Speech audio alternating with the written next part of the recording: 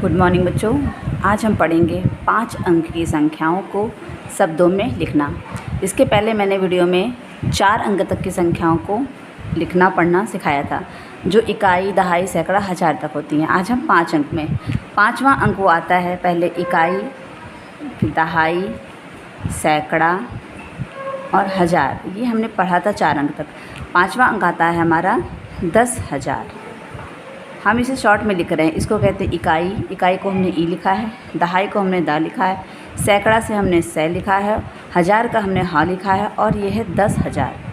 तो जैसे हमने 4 अंक की संख्या पढ़ी थी, तो एक अकेला अंक इकाई का होता है जिसको हम पढ़ेंगे, कोई भी अंक हो, जैसे 2, इसको क्या पढ़ेंगे हम 2। अगर हम इसके साथ लिख देते हैं आगे ये, तो ये 2 अंक साथ में पढ़ जाएंगे। दहाई के स्थान पर हो गया तो ये 2 अंक साथ में हो गए, ये हो गया 32।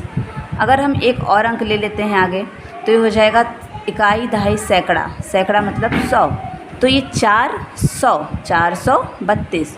और अगर हम एक और अंक ले लेते हैं तो इसका जगह है हज़ार। इकाई, दहाई, सैकड़ा, हज़ार, ये हो गया 1432। यहाँ तक हमने आपको पढ़ाया था।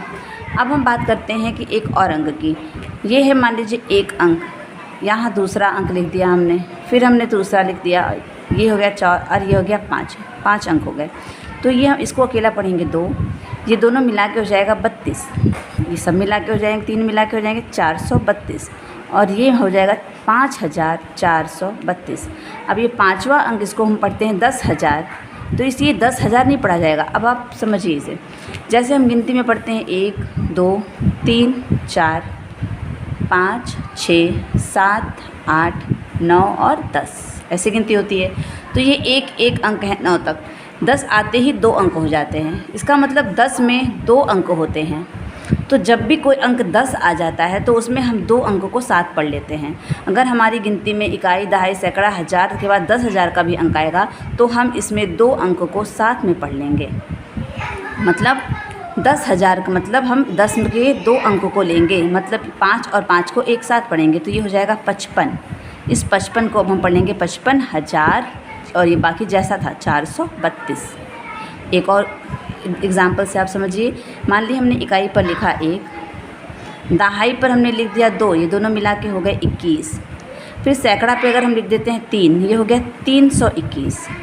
फिर हम इस पे लिख देते हैं 5, ये हो जाएगा 5321। उसके बाद अगर हम लिख देते हैं 7, तो ये 7 क्योंकि 10,000 पे है, और जैसे ही कोई अंक 10,000 पे आता है तो हम इसके 2 अंकों को साथ में पढ़ लेते हैं। तो ये दोनों मिला के साथ में हो जाता है 75।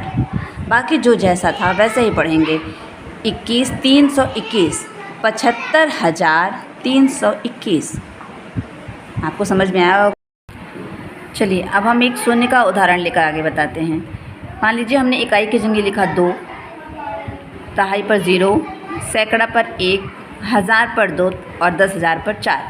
तो इसे हम पढ़ेंगे 2, इन दोनों को साथ में पढ़ेंगे 2, इसके साथ पढ़ेंगे 102 और इसके साथ हो जाएगा 2102।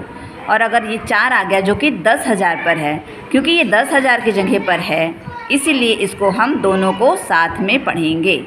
तो अब ये साथ में क्या हो जाएगा 42, क्योंकि ये 10,000 के स्थान पर है। 10,000 में 2 अंक होते हैं, तो 2 अंक को साथ में पढ़ेंगे। ये बन गया 42,102। आसान है। अब हम एक और शून्य लेकर पढ़ें, एक एग्जाम्पल और देखिए। यहाँ हमने इकाई पर लिखा 3, दहाई पर 0, सैकड़ा पर 0, हज़ार पर भी 0 और 10,000 पर हमने लिखा 5। तो इकाई वाली जगह को हम सीधा पढ़ेंगे 3। दहाई पर कुछ नहीं है तो ये भी तब भी 3 होगा। सैकड़ा पर भी शून्य है, फिर भी ये 3 ही होगा। हज़ार पर भी शून्य है तो भी ये होगा 3। और ये 10,000 पर है क्योंकि 5। तो मैंने आपसे कहा था, अगर ये 10,000 की जगह पर 5 है तो हम क्या करेंगे, 2 अंकों को साथ में पढ़ेंगे, क्योंकि 10 में 2 अंक होते हैं, इसलिए इन दोनों को साथ में पढ़ेंगे।